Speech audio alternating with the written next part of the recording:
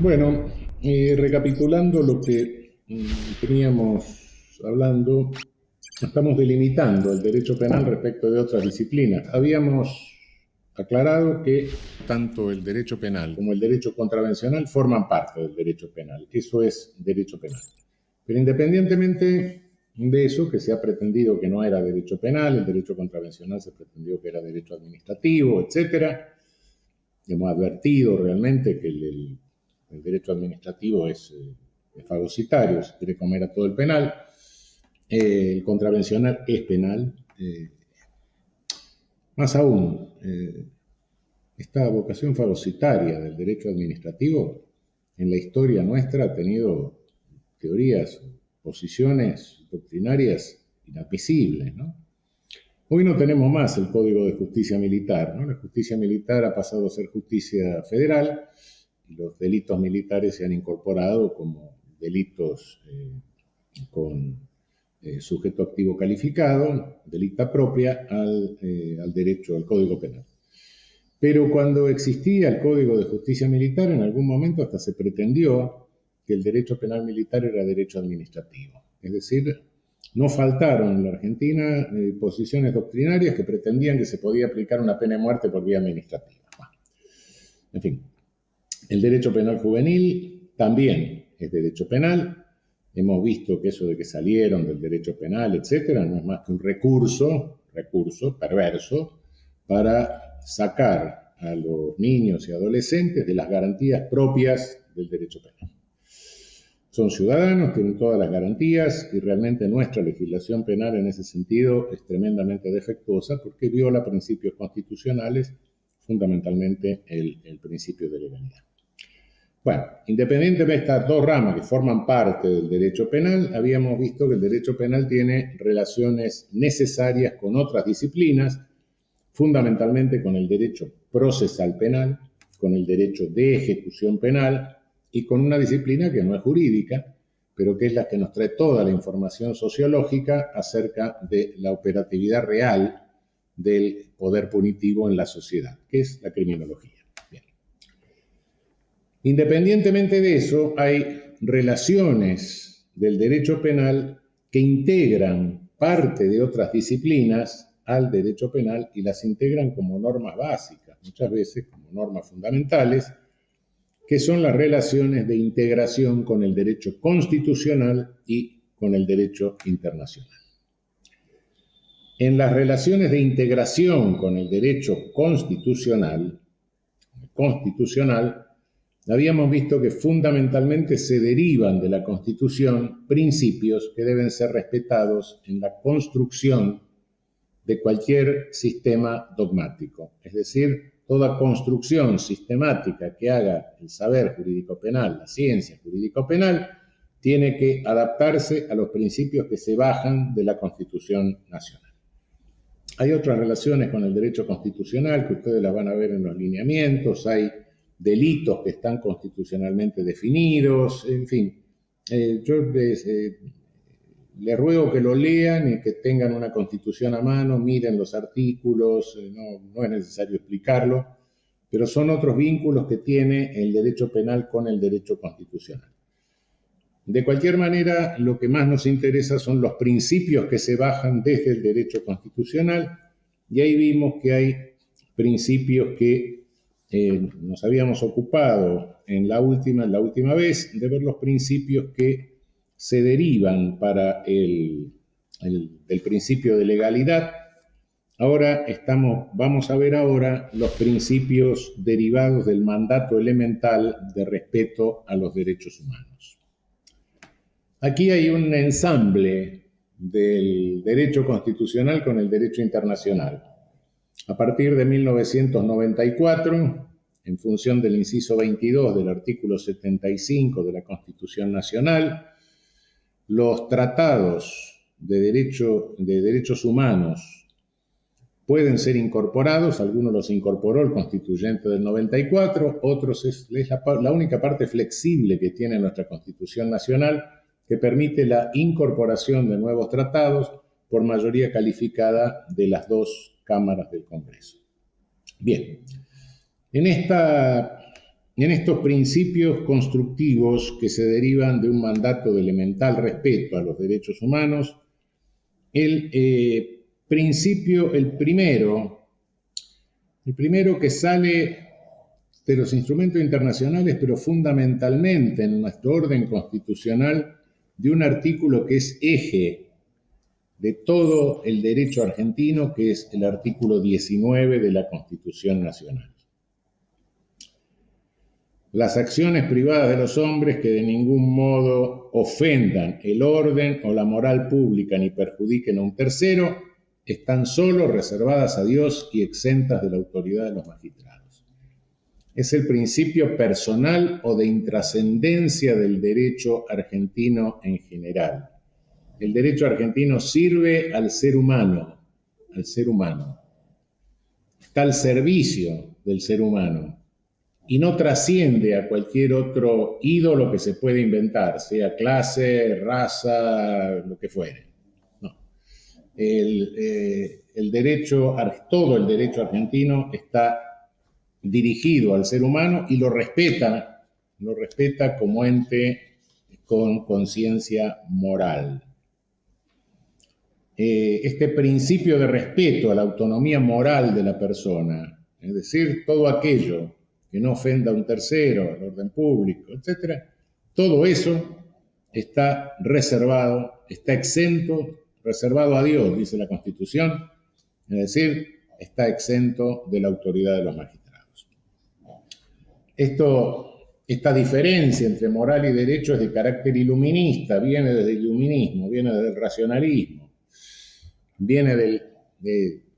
Es una preservación frente a lo que los europeos habían visto como las terribles luchas de religión que ellos tuvieron. Bueno, acabemos con esto, dicen, un momento, el derecho no se establece para establecer una moral, sino que se establece para que puedan convivir personas, seres humanos que tienen distintas conciencia moral, cada uno entiende el bien y el mal conforme a su conciencia, y esto hay que respetarlo. De alguna manera, este principio fue reformulado con alguna lógica por Gustav Radbruch cuando decía el derecho es moral, justamente porque es la posibilidad de lo inmoral. Claro, si el derecho impone una moral, bueno, yo no la respeto porque mi conciencia me obliga, sino que la respeto porque me obligan, y si no, de lo contrario, me penan.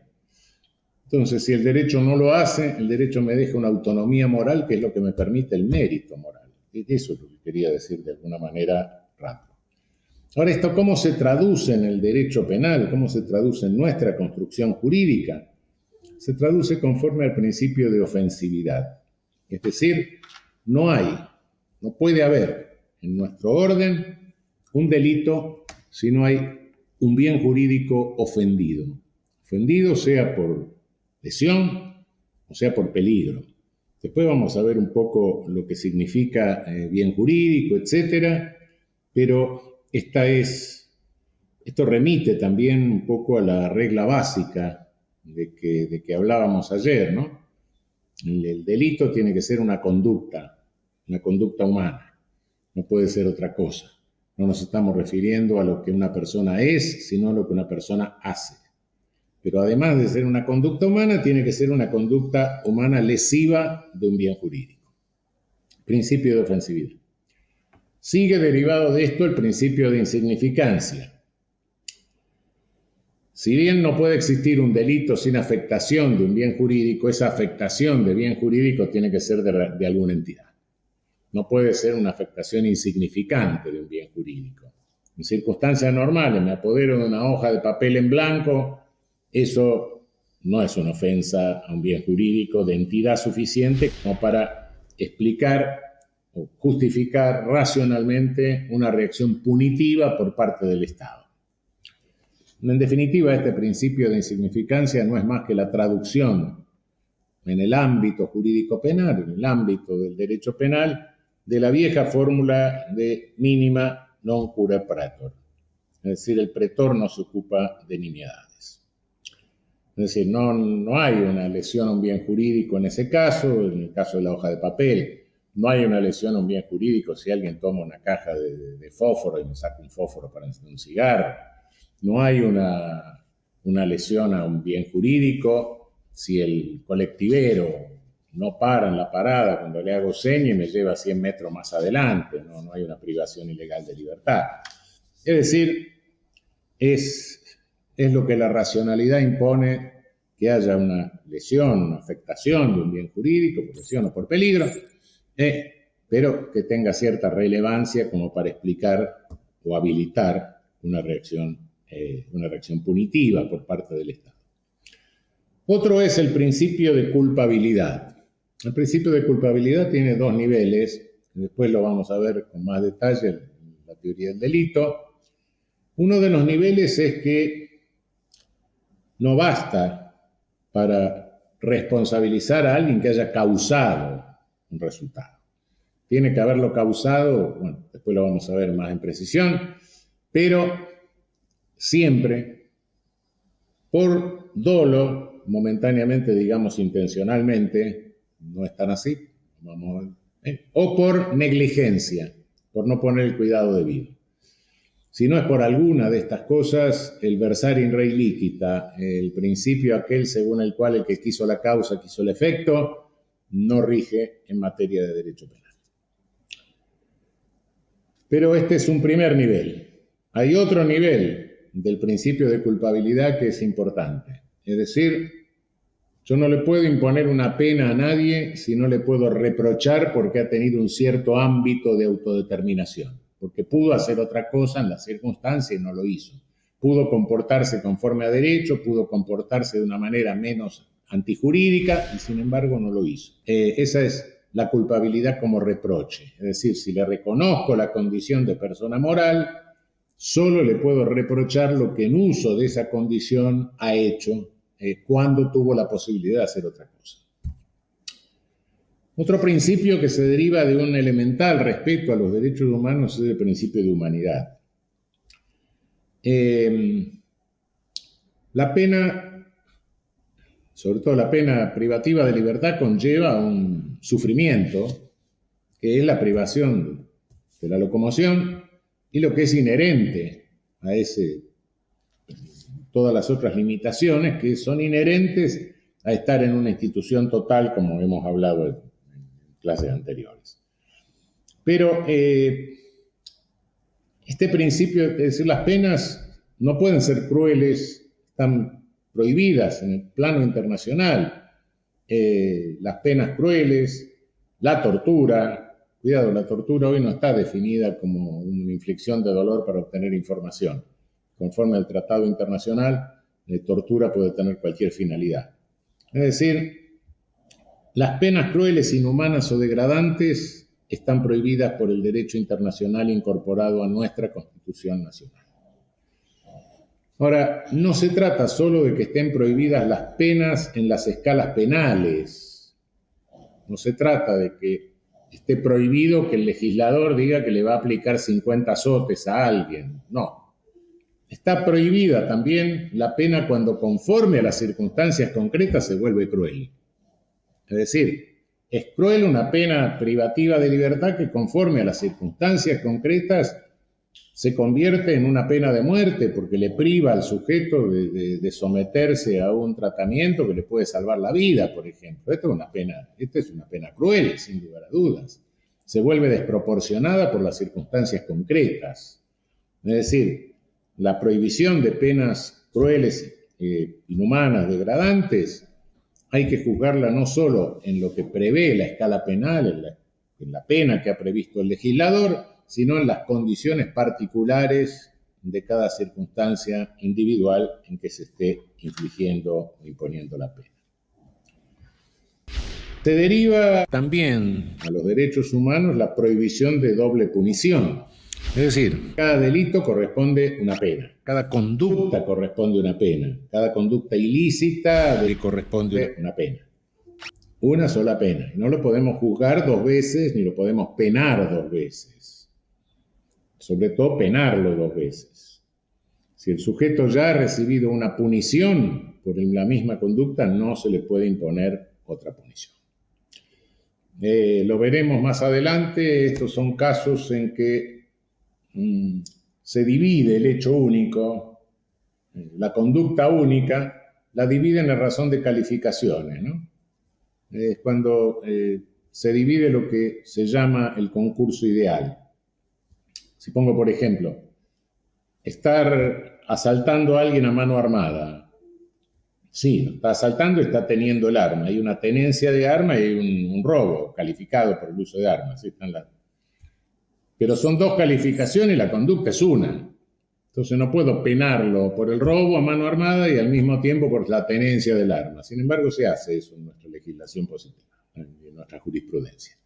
Esto es una doble punición. Hay que penarlo por las dos calificaciones, aplicarle la pena que corresponde a la más grave, por supuesto, pero no se lo puede penar dos veces. Por último, tenemos el principio de buena fe y pro homine. ¿Qué significa esto? Todo el derecho debe interpretarse conforme al principio de buena fe. Es elemental que se interprete así el derecho.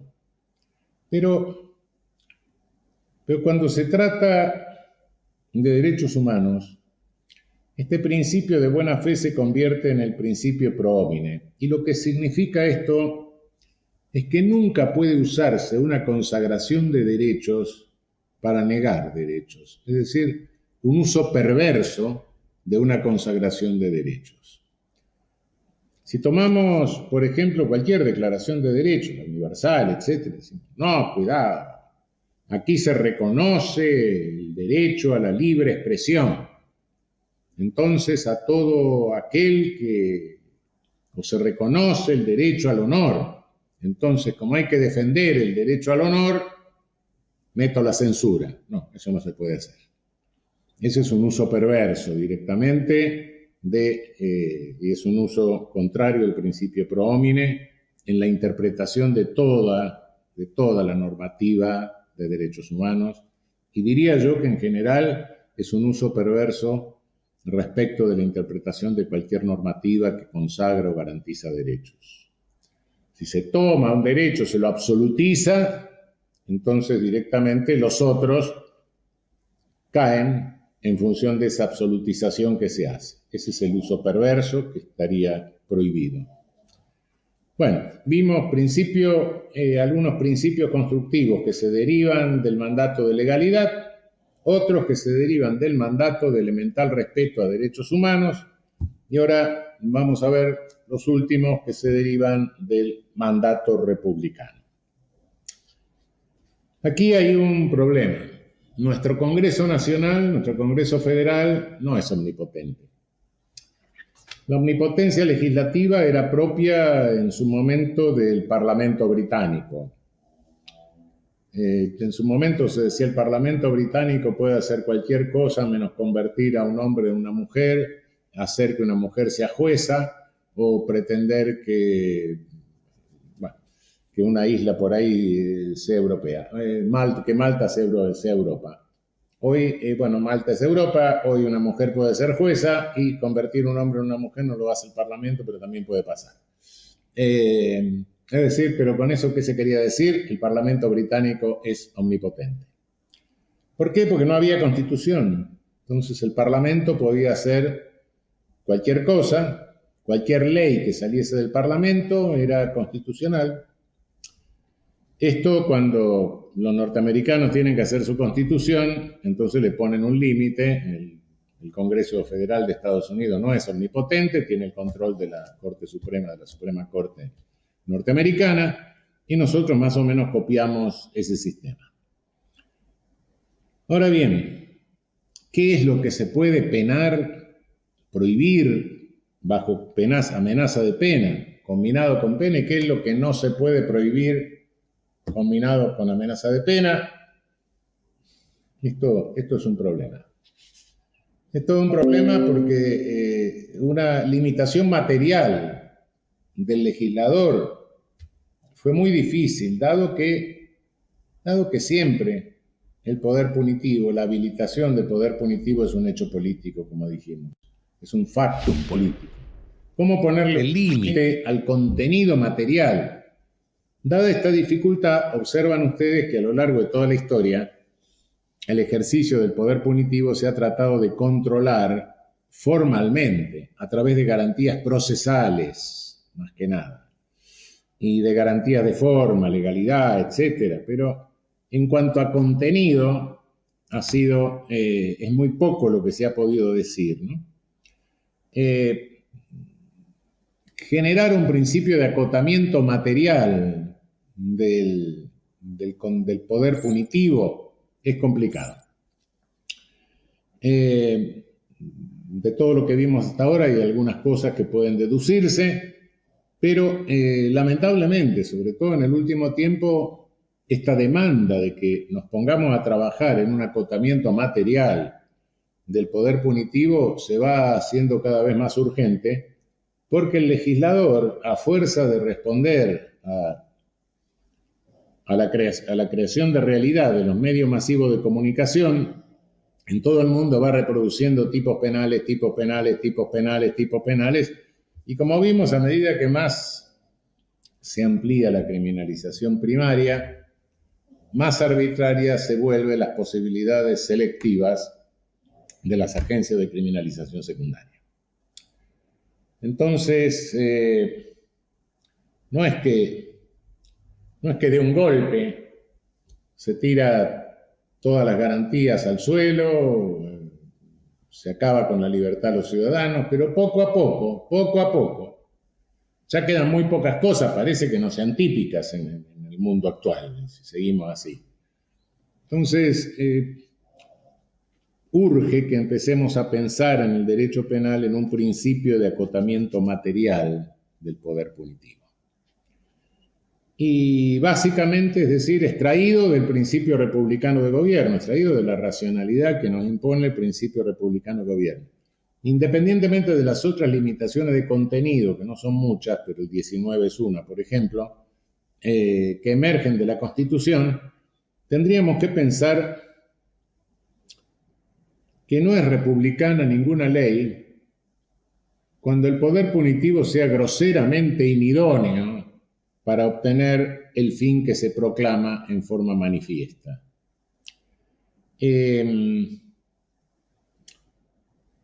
Uno de los extremos de eso sería que se pretendiese, a través del poder punitivo, tratar una enfermedad. Entonces, pues parece raro, es una locura.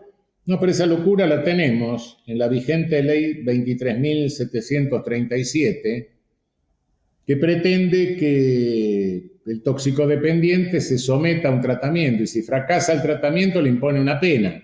Ah, no se curó, le impongo la pena. Bueno, obviamente que no es una ley lo que va a curar una enfermedad o un padecimiento. Y en segundo término, tampoco resulta racional, tampoco encuadra dentro del principio republicano de gobierno que se apele a habilitar poder punitivo cuando hay disponibles modelos no punitivos de solución eficaz del conflicto, que pueden ser civiles, administrativos, etc. Pensemos, por ejemplo, que mañana se le ocurriese a alguien penar el no pago de las tasas de alumbrado, barrido y limpieza. Bueno, me ejecutan, me cobran la tasa, listo. Y si no, me ejecutan la propiedad. ¿Para qué me ponen una pena? Realmente este sería uno de los caminos para empezar a trabajar este principio de acotamiento material del poder punitivo. Bien, otra regla importante sería la limitación máxima de la respuesta contingente, que es una regla que propuso Alessandro Baratta, un conocido profesor que falleció, crítico del filósofo del derecho, crítico, criminólogo crítico. ¿Qué quiere decir la respuesta contingente? La respuesta contingente es aquella respuesta legislativa que responde a una campaña de ley y orden circunstancial, a una campaña mediática. En nuestro país hemos tenido el caso Bloomberg, por ejemplo, del falso ingeniero Bloomberg, que ha hecho un desastre con nuestra legislación penal debido a que atemorizó a través de una campaña de medios hegemónicos, etcétera, atemorizó a nuestros legisladores hasta el punto de que han deformado verdaderamente nuestra legislación penal. Si en todos los casos hay que interpretar limitativamente, restrictivamente y observar con 4 ojos la constitucionalidad de las leyes, bueno, cuando nos encontramos con una respuesta contingente de esta naturaleza, todos esos principios deben extremarse al máximo. Otro de los principios que se derivan del principio republicano es el de superioridad ética del Estado. El Estado no puede valerse para combatir el delito de los mismos medios que se vale el delincuente. No obstante, tenemos algunas instituciones que directamente, a mi juicio, son prácticamente inconstitucionales. Una de ellas es el agente provocador. Yo sé que fulano está vendiendo, tengo la seria sospecha de que está traficando tóxico prohibido. Entonces voy y lo instigo a que me venda el tóxico prohibido. Entonces ahí lo agarro. Cuidado, esto después vamos a ver un poco más lo del agente provocador y qué es lo que significa en mayor detalle. No es colocarse para ver lo que hace el sujeto, sino instigar al sujeto a cometer un delito. Es otra cosa, ¿no? Una cosa es que se pare una mujer policía para encontrar a Jack de Londres, eso es lícito. Otra cosa muy diferente es instigar al sujeto a que cometa un delito. Eso es otra cosa distinta. El agente provocador es el que hace esto, el que instiga a cometer un delito. Para combatir el delito no puedo mandar a alguien a instigar a cometer el delito. Otro es el del agente encubierto. El agente encubierto es un delincuente, un sujeto que lo manda el juez a cometer un delito. Métase adentro de una banda. No, claro, bueno, pero no puede cometer un delito contra la vida. Mentira, mentira. Si un sujeto lo meto dentro de una banda de ladrones de auto y me viene a robar mi auto, me para robarme el auto y yo saco un arma para defender legítimamente mi propiedad y el sujeto sabe que o me mata a mí o lo mato yo, me mata por una situación de exculpación, entonces yo resulto muerto. Bueno, mentira que el agente provocador tiene límites. No tiene límites. Si va a cometer un delito por mandato judicial, el juez en representación del Estado lo manda a cometer un delito. Eso es degradar éticamente al Estado. Y la tercera figura que tenemos es el famoso arrepentido. Arrepentido de nada. Es un delincuente que negocia algún beneficio a cambio de decir cualquier cosa. Que no hay absolutamente ninguna garantía de que lo que esté diciendo sea cierto. Y no solo. Cuanto más delincuente es, más información puede brindar. Es decir, el pibe que está en la esquina vendiendo porro, ese no puede brindar ninguna información útil. Ahora, si es el administrador, el organizador de la distribución de tóxico prohibido, sí, ese puede beneficiarse. El pibe no. Pero además, cuanto más psicópata sea, cuanto menos normas éticas puede incorporar, cuando demuestre que ni siquiera puede incorporar la norma de la ética mafiosa, más se va a beneficiar. Y el Estado está valiéndose de este delincuente. Importante, psicópata y que negocia su impunidad o su menor punición. Un tercer principio que tenemos que tener en cuenta en el derecho penal derivado del principio republicano es el principio de saneamiento genealógico, sobre todo de tipos penales. Tengamos en cuenta tipos penales y algunas otras cosas que no son tipos penales, pero fundamentalmente tipos penales. Tengamos en cuenta, por ejemplo, los ancestros. Los códigos viajan realmente. Los legisladores copian códigos de un país a otro, se los llevan de un país a otro. A veces hacen códigos por correo, dicen algunos. Bueno, sí, es cierto, ahora se hacen por internet, no importa. Y muchas veces se traen figuras cuyo origen antirrepublicano, completamente contrario a nuestros principios, se ignora o se perdió en la historia.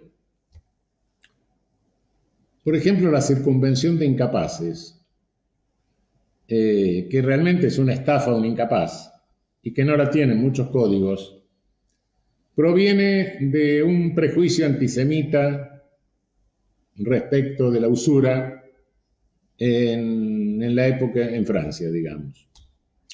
Por ejemplo, eso de la legítima defensa de que salta muros, sí, viene del derecho romano, etcétera, pero claro, se presume la defensa de aquel que tiene muros, y el que no tiene muros, que duerme en la calle, una desigualdad social importante. Uno de los casos más graves que tenemos es el del artículo 210 del Código Penal, la llamada asociación ilícita. Un artículo que, por mi parte, lo creo totalmente inconstitucional, salvo, podría ser, para alguna asociación ilícita, no sé, de liberación de energía nuclear, de desatar una guerra bacteriológica, bueno, podría ser.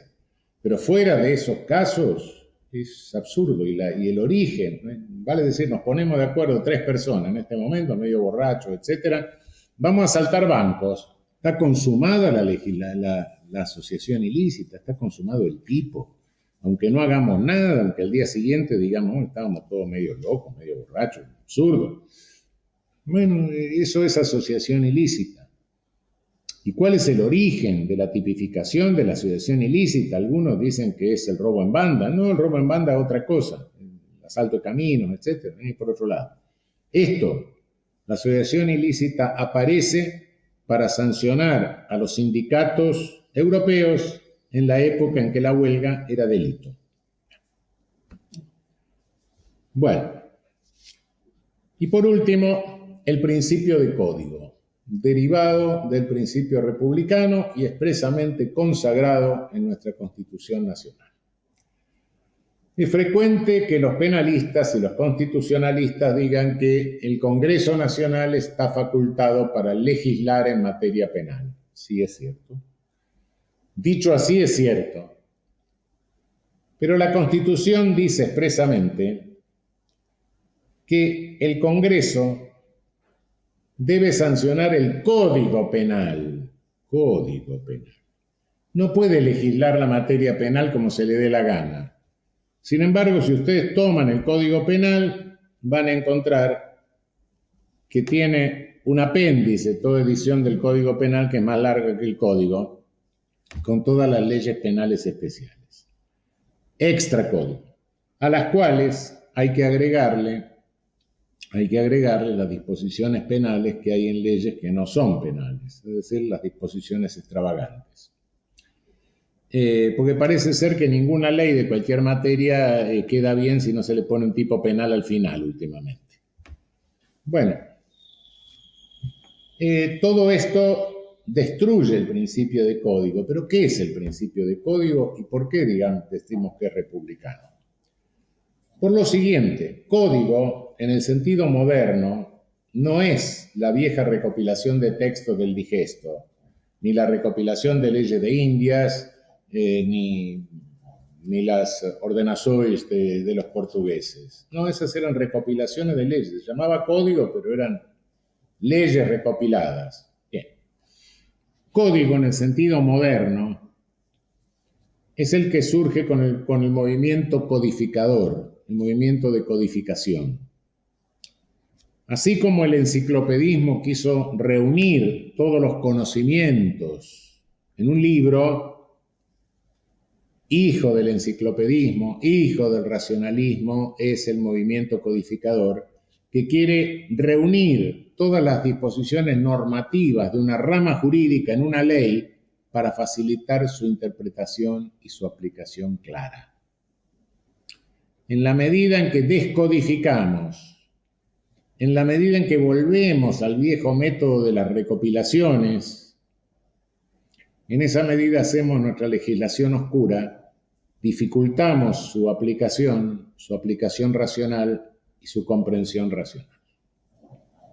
El principio de código es el principio que más frecuentemente violan nuestros legisladores. Bien, con esto terminamos el análisis de las 3 clases de principios que se derivan del derecho constitucional, es decir, los derivados de la legalidad, los derivados del respeto elemental a los derechos humanos y los derivados del principio republicano. Como ustedes ven por la exposición, los 3 se imbrican, ¿sí? La clasificación, como les dije antes de comenzar, la vez pasada, antes de comenzar esto, es un tanto arbitraria, hecha por razones de exposición, simplemente, pero están imbricados unos con otros necesariamente. Bien, vamos a dejar para la próxima las relaciones de integración del derecho penal con el derecho internacional. Les quería dedicar un tiempo especial a esto, porque en el futuro, bueno, ya hoy son complicadas, son difíciles de entender, muchos autores se confunden. Estas relaciones se han ido incentivando a lo largo de la vida de muchos de nosotros.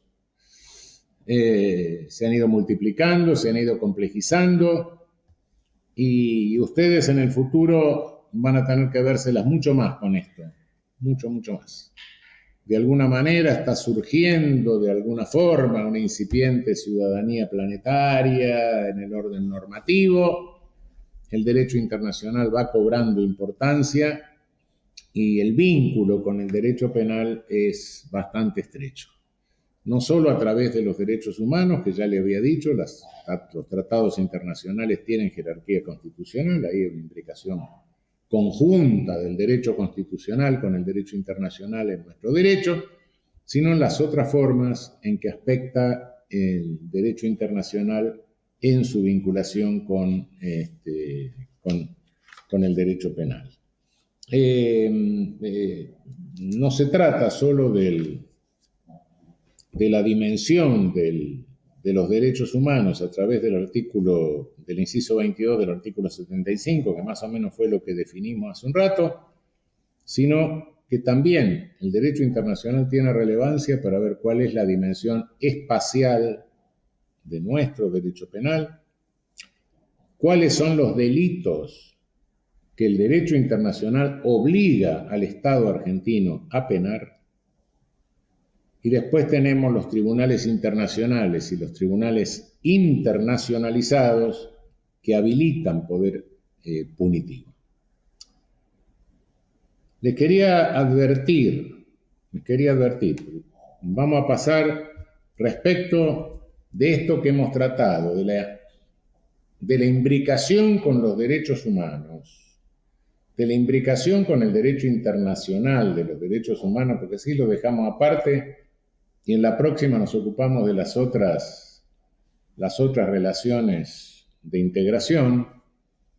Pero respecto de los derechos humanos, tengamos cuidado con lo siguiente. No nos confundamos.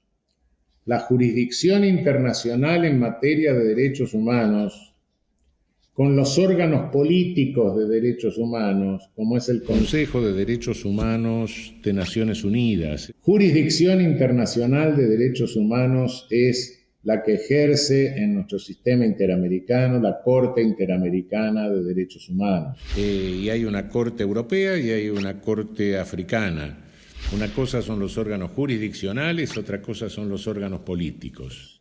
Ahora, esta jurisdicción internacional, en el caso nuestro, en el caso del sistema interamericano, esta jurisdicción internacional, ¿a quiénes condena o a quiénes puede condenar? Condena a estados. Las únicas personas que pueden violar derechos humanos, por ende estarían sometidas a la jurisdicción internacional en materia de derechos humanos, a la jurisdicción internacional iushumanista, son los estados. Excepcionalmente puede no ser un estado si se le reconoce personería internacional a alguna de las partes en conflicto en una guerra civil, por ejemplo, el caso de El Salvador. ¿Fue? Bien. Pero fuera de eso, no. son estados. Lo que dice cualquier demagogo irresponsable y tonto delante de una cámara o delante de un micrófono, los delincuentes violan derechos humanos, no, los delincuentes no violan derechos humanos, los delincuentes afectan bienes jurídicos, cometen delitos y hay que penarlos. Pero la jurisdicción internacional no pena delincuentes, condena estados. Por ende, lo que le corresponde a cada juez dentro del derecho interno es comportarse jurídicamente, decidir jurídicamente conforme a los derechos humanos para evitar que su respectivo Estado sea condenado en la jurisdicción internacional. Por supuesto que la violación de derechos humanos de un Estado la cometen internamente personas, sí, ya lo sé. Pero entonces el Estado tiene la obligación de penar a esas personas, y si no, se sanciona al Estado por la impunidad que le ha garantizado a esas personas que cometieron esos delitos, entendámonos.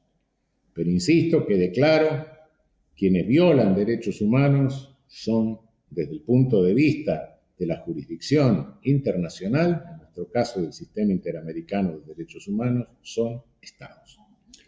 Vamos a ver en la próxima, entonces, las relaciones del derecho, dejando esto claro, vamos a ver las relaciones de integración del derecho penal en cuanto al ámbito, a la dimensión espacial del derecho penal, en cuanto a los delitos que nuestro Estado está obligado a penar y en cuanto a el poder punitivo que habilitan tribunales internacionales e internacionalizados.